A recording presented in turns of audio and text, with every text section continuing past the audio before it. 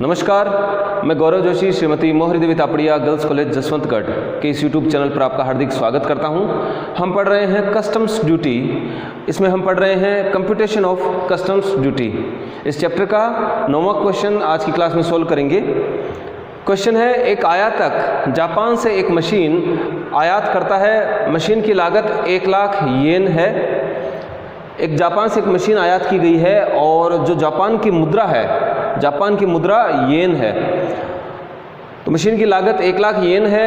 अन्य सूचनाएं निम्न प्रकार है। जापान से भारतीय बंदरगाह का भाड़ा 2000 येन। मार्ग बीमा, रास्ते में इंश्योरेंस करवाया गया, एफओबी मूल्य का 1%। जापान में डिज़ाइन व विकास शुल्क चुकाए 1000 येन।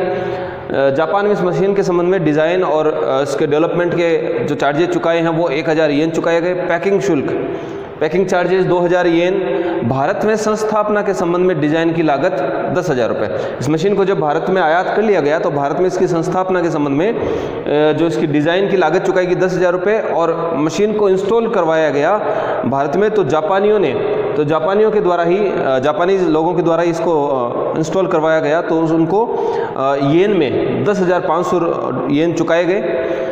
विनिमय दर दी गई है येन की, भारतीय जो मुद्रा है रुपए, उससे जो एक्सचेंज की रेट दी गई है आरबीआई के द्वारा निर्धारित की गई 1 येन के बराबर 40 पैसा और सीबीआईसी जो बोर्ड है, central board of indirect taxes and customs, इसके द्वारा निर्धारित की गई है 1 येन बराबर 39 पैसा।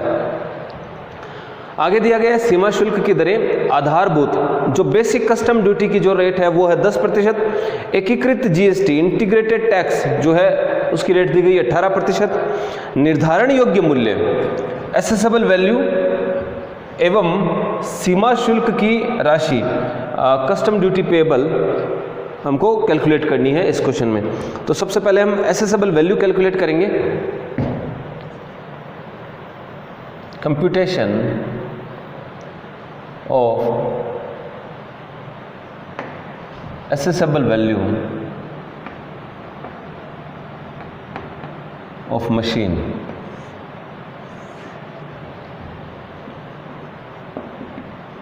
अमाउंट लिख देंगे येन में।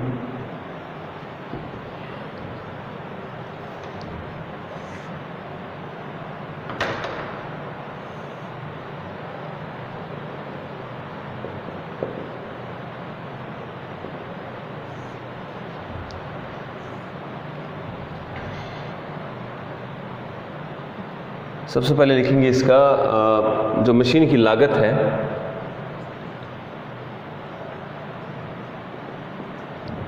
Transaction value of machine 1 lakh yen. जब हमने आयातित वस्तु की एसेसेबल वैल्यू किस प्रकार से ज्ञात की जाती है पढ़ा था पिछली क्लासेस में, तब हमने बात की थी कि आयातित वस्तु की एफओबी वैल्यू ज्ञात करते समय कुछ खर्चे सीमा शुल्क अधिनियम के अनुसार ऐड किए जाने चाहिए। अगर ट्रांजैक्शन वैल्यू में कुछ खर्चे ऐड नहीं हैं तो उनको ऐड करके ही जो है उस वस्तु की एफओबी वैल्यू ज्ञात की जानी चाहिए। तो जापान से खर्चे दिए गए हैं, जापान से भारतीय बंदरगाह का भाड़ा ये एफओबी में ऐड होता है और फिर एसेसेबल वैल्यू ज्ञात की जाती है। मार्ग बीमा ये एफओबी ज्ञात कर ली जाती है और फिर उसमें ऐड किया जाता है इंश्योरेंस का खर्चा और उसके बाद एसेसेबल वैल्यू ज्ञात होती है। जापान में डिज़ाइन व विकास शुल्क चुकाए 1000 येन। तो जब हमने वो चैप्टर पढ़ा था एसेसेबल वैल्यू का कंप्यूटेशन किस प्रकार से किया जाता है, उसमें हमने बात की थी कि अगर भारत के बाहर कोई स्केचेज के लिए, मैप के लिए, इंजीनियरिंग का कोई खर्चा, डेवलपमेंट का, डिज़ाइन का कोई खर्चा किया जाता है तो उसको एफओबी वैल्यू ज्ञात करते समय ऐड किया जाता है। तो ट्रांजैक्शन वैल्यू में ये जो खर्चा है जापान में डिज़ाइन व विकास शुल्क चुकाए 1000 येन, ये ऐड किया जाएगा।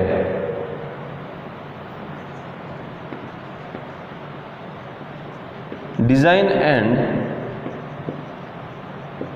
डेवलपमेंट चार्जेस 1000 येन। पैकिंग शुल्क हमने बात की थी कि जो पैकिंग कॉस्ट है वो पैकिंग कॉस्ट भी एफओबी में ऐड की जानी चाहिए। अगर जो पैकिंग मटेरियल है वो ऐसा है कि उसको वापस रिटर्न किया जा सकता है, रिटर्नेबल है या ड्यूरेबल है, जैसे कोई कंटेनर हो, कोई बॉक्सेज हो, अगर आयातित वस्तु इस प्रकार की पैकिंग करके भेजी जाती है, इस प्रकार के कोई पैकिंग मटेरियल में पैकिंग करके भेजी जाती है जिसको रिटर्न किया जा सके, ड्यूरेबल हो, तब पैकिंग कॉस्ट को हम एफओबी में शामिल नहीं करते। लेकिन अगर कोई ऐसी पैकिंग हो जो बाद में काम में नहीं आएगी, जिसको नष्ट किया जा सकता है, तो ऐसे जो पैकिंग चार्जेस हैं वो एफओबी में ऐड किए जाने चाहिए। तो यहाँ पर पैकिंग शुल्क 2000 येन दे रखे हैं, और किस प्रकार की पैकिंग है ये हमको क्वेश्चन में नहीं दिया गया है, तो हम ये मानेंगे कि ये जो पैकिंग है ये नष्ट होने वाली है, एक बार ही इसको प्रयोग किया जा सकता है, इसलिए पैकिंग चार्जेस भी हम ऐड करेंगे जो इंपोर्टेड गुड्स है उसकी एफओबी वैल्यू ज्ञात करने के लिए। पैकिंग चार्जेस 2000 येन। आगे लिखा है भारत में संस्थापना के संबंध में अगर कोई वस्तु आयात कर ली जाती है और उस आयातित वस्तु पर अगर भारत में कोई आयात करने के बाद में खर्चा किया जाता है तो वो वस्तु की निर्धारण योग्य मूल्य यानी कि एसेसेबल वैल्यू में ऐड नहीं किए जाते। तो जो दिया गया है भारत में संस्थापना के संबंध में डिजाइन की लागत 10,000 रुपये, ये इस मशीन की एसेसेबल वैल्यू ज्ञात करते समय ऐड नहीं किया जाएगा, शामिल नहीं किया जाएगा। मशीन की स्थापना के लिए जापानियों को देय राशि 10,500 रुपये, ये भी खर्चा भारत में मशीन का आयात करने के बाद में किया गया है, इसलिए इस खर्चे को भी मशीन की एसेसेबल वैल्यू ज्ञात करने के लिए उसको शामिल नहीं किया जाएगा। तो केवल डिज़ाइन एंड डेवलपमेंट चार्जेज जो जापान में चुकाए गए हैं और पैकिंग चार्जेज ऐड किए जाएंगे, और एसेसेबल वैल्यू आ रही है 1,03,000, सॉरी एफओबी वैल्यू आ रही है 1,03,000 येन। एफओबी में हम ऐड करेंगे एक तो इंश्योरेंस चार्जेज,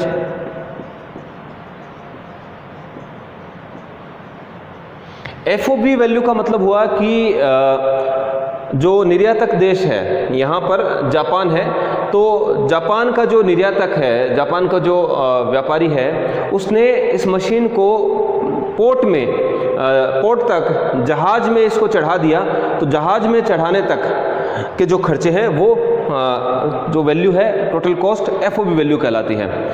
और जब जहाज से रवाना हो गया माल, उसके बाद में जो रास्ते में जो इंश्योरेंस चुकाई गई और जो भाड़ा चुकाया गया वो अब ऐड किया जाएगा। इंश्योरेंस चार्जेज और मार्ग बीमा है एफओबी मूल्य का 1%। तो एफओबी है 1,03,000 येन का 1%, 1,030 येन। और दूसरा है फ्रेट चार्जेस। फ्रेट चार्जेस दिए हुए हैं जापान से भारतीय बंदरगाह का भाड़ा 2,000 येन। अगर इंश्योरेंस चार्जेस क्वेश्चन में नहीं दिया हुआ होता तो हम एफओबी का 1.125% लेते। फ्रेट चार्जेज, तो फ्रेट चार्जेज के लिए हमको देखना होगा कि जो वस्तु आयात की गई है वो कौन से मार्ग से है, समुद्री मार्ग से आयात की गई है या फिर वायु मार्ग से। अगर सी से, समुद्री मार्ग से अगर उसको आयात किया गया है तो अगर एक्चुअल फ्रेट चार्जेस दिए गए हैं तो एक्चुअल फ्रेट चार्जेस ऐड कर देते हैं जैसा कि इस क्वेश्चन में है। और अगर एक्चुअल फ्रेट चार्जेस नहीं दिए गए हैं तो एफओबी वैल्यू का 20% ऐड करते हैं फ्रेट चार्जेस के रूप में। अगर वस्तु का आयात वायु मार्ग से किया गया है तो वायुयान का भाड़ा अगर एक्चुअल दिया हुआ होता है तो एक्चुअल जो फ्रेट है उसकी हम तुलना करते हैं एफओबी वैल्यू के 20% से, और उन दोनों में से जो कम होता है वो हम ऐड करते हैं एफओबी वैल्यू में फ्रेट चार्जेज के रूप में। अगर एक्चुअल खर्चा नहीं दिया हो फ्रेट का तो 20% ऑफ एफओबी लेते हैं अगर माल को वायु मार्ग से मंगवाया हो। तो इस प्रकार से एफओबी में इंश्योरेंस चार्जेज और फ्रेट चार्जेज ऐड करने के बाद में जो वैल्यू आ रही है वो आएगी एसेसेबल वैल्यू।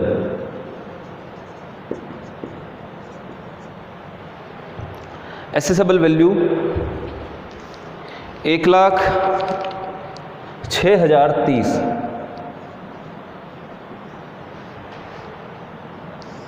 ये येन में है, इसको इंडियन रुपीस में कन्वर्ट कर लिया जाएगा।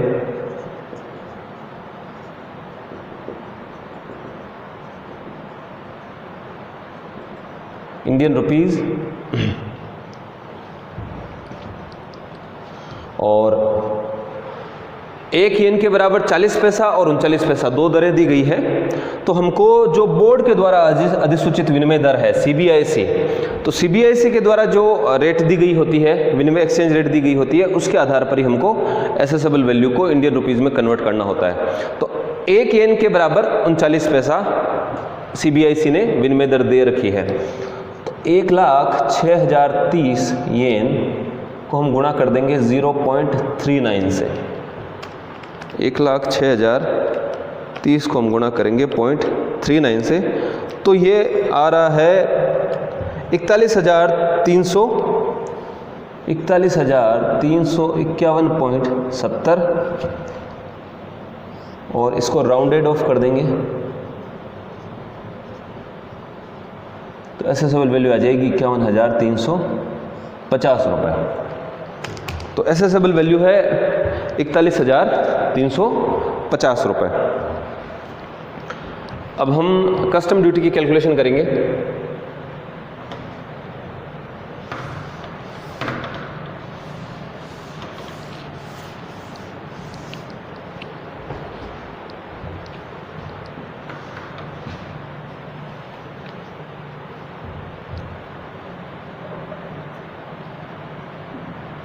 कंप्यूटेशन ऑफ कस्टम्स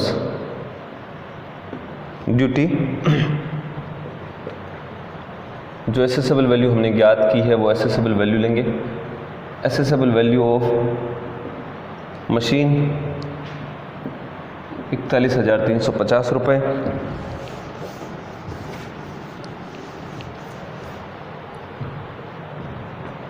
इसमें हम ऐड करेंगे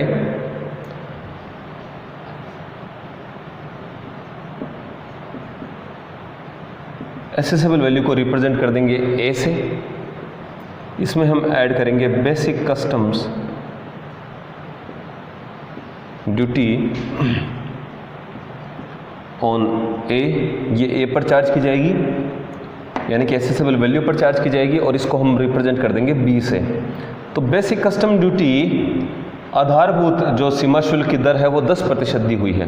तो एसेसेबल वैल्यू है 41,350 और इसका 10% ले लेंगे 4,135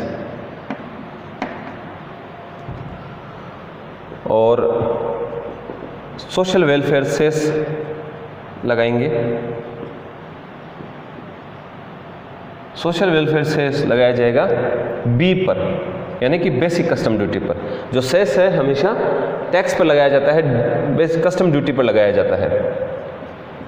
इसको हम रिप्रेजेंट कर देंगे सी से। और जो सोशल वेलफेयर सेस है उसकी दर है 10%। तो सोशल वेलफेयर सेस लगाया जाएगा कस्टम ड्यूटी के अमाउंट पर, बेसिक कस्टम ड्यूटी के अमाउंट पर जो है 4,135 का 10%, यह आएगा 413.50। इनका टोटल कर लेंगे, इन तीनों का टोटल करेंगे 41,350 प्लस 4,135 प्लस 413.5। इनका टोटल आ रहा है 45,898.5। टोटल दिखा देंगे A assessable value, B basic custom duty और सी सेस, इन तीनों का। इसके बाद हम इंटीग्रेटेड टैक्स लगाएंगे। इंटीग्रेटेड टैक्स लगाएंगे डी पर। ये जो इसको टोटल को हम रिप्रेजेंट कर देंगे डी से, जो ए बी सी हमने तीनों का टोटल किया है, और टोटल पे हम इंटीग्रेटेड टैक्स लगाएंगे और इंटीग्रेटेड टैक्स को हम रिप्रेजेंट कर देंगे ई से। 45,898.50 का 18%। एकीकृत जीएसटी की रेट दे के रखी है 18%।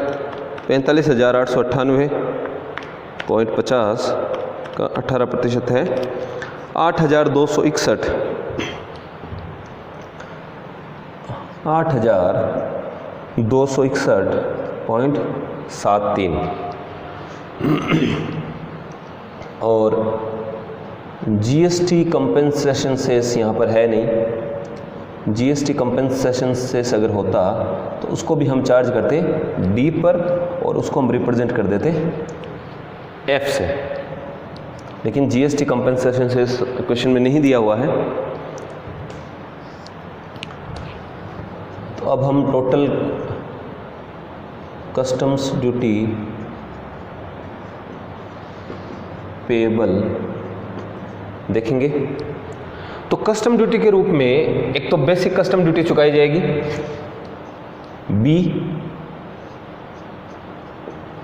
दूसरा ये जो सेस है सोशल वेलफेयर सेस ये चुकाया जाएगा कस्टम्स ड्यूटी के रूप में, जिसको रिप्रेजेंट किया है सी से। फिर इंटीग्रेटेड टैक्स जिसको हमने रिप्रेजेंट किया है ई से चुकाया जाएगा। और अगर जीएसटी कंपनसेशन सेस होता तो उसको भी हम ऐड करते एफ के रूप में। तो इन तीनों का टोटल कर लिया जाएगा 4135, 413.50 और 8261.73। 4135, 413.50 और 8261.73। अमाउंट आ रहा है 12,810.23 और इसको राउंड ऑफ कर देंगे तो ये आ रहा है 12,810 रुपये। तो टोटल कस्टम ड्यूटी पेएबल होगी 12,810 रुपये और जो एसेसेबल वैल्यू है मशीन की वो है 41,350 रुपये। तो आज की क्लास में इतना ही। मैं आशा करता हूँ कि आज की क्लास में हमने जो क्वेश्चन सॉल्व किया है वो आपको अच्छे से समझ में आया होगा। इस वीडियो को लाइक कीजिए, शेयर कीजिए, हमारे YouTube चैनल को सब्सक्राइब कीजिए। धन्यवाद।